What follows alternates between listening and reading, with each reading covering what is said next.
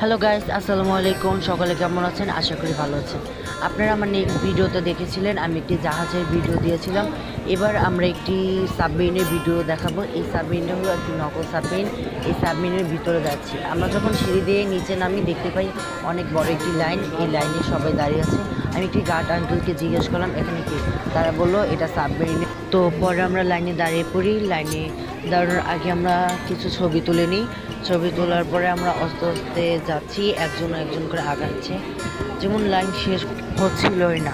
এই ভিডিওটা অনেক লং ছিল, আপনাদের আরও শর্ট করে দেখালাম।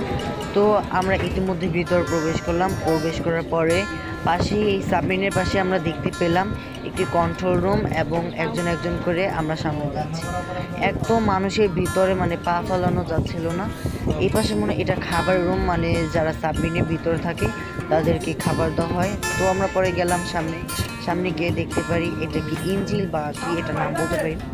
এবং এখানে কি জানি লিখছিল। এখানে আমাদের ভিডিও শেষ। সবাই আমাকে সাপোর্ট করবেন।